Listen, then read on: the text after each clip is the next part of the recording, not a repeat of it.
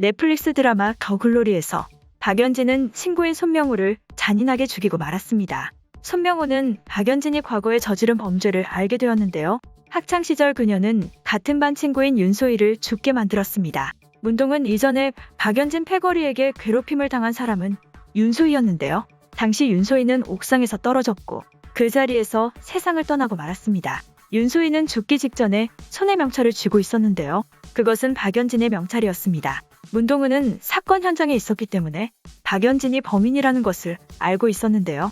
손명호는 문동은에게 박연진의 범죄에 대해서 듣게 되었습니다. 그는 그 사실을 가지고 박연진을 협박하러 갔다가 죽음을 맞이하고 말았는데요.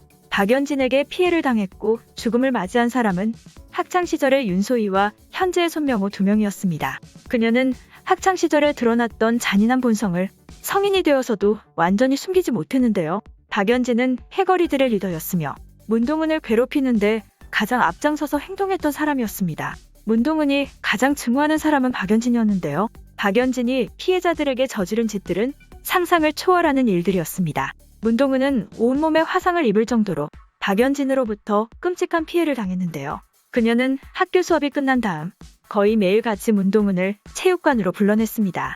박연진은 본인이 직접 나서기도 했지만 패거리들에게 지시해서 문동은을 다양한 방법으로 괴롭혔는데요.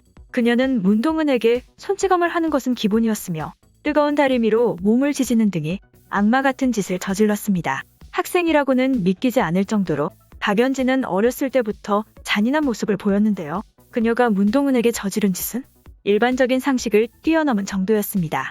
누군가에게 강한 원한을 가진 사람이 복수를 하기 위해서 저지르지 않고서는 그토록 잔인한 짓을 저지를 수는 없는 일이었는데요.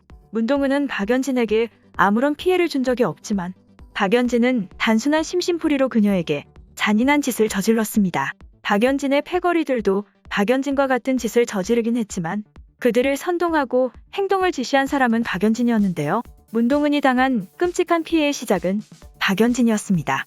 잔인한 모습은 결국 윤소희를 죽이게 만드는 결과를 발생시켰는데요. 박연진은 자신 때문에 같은 반 친구가 죽었는데도 불구하고 자신의 악행을 멈추지 않았습니다. 그녀는 그 사건에 대해서 조금의 죄책감도 느끼지 않았는데요. 일반적으로 조금이라도 양심이 있는 사람이라면 누군가의 죽음을 본 다음 죄책감을 느끼고 자신의 행동을 반성하는 것이 마땅한 일이었습니다. 하지만 박연진은 일반적인 사람과는 달리 최소한의 양심이 존재하지 않았는데요. 그녀는 어린 시절부터 사이코패스의 성향을 가지고 있었던 것이 아닐까 추측됩니다.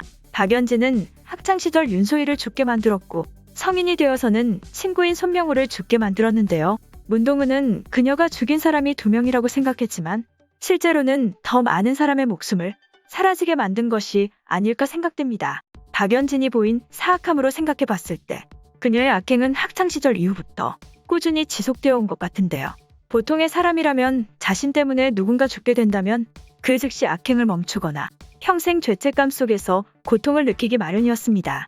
하지만 박연진은 사람이 죽은 다음에도 악행을 계속 이어갔으며 성인이 되어서는 과거의 사건에 대해서 조금의 반성도 하지 않았는데요. 그녀의 모습은 사람의 감정을 가지고 있지 않은 사이코패스들에게서 나타나는 특징이었습니다.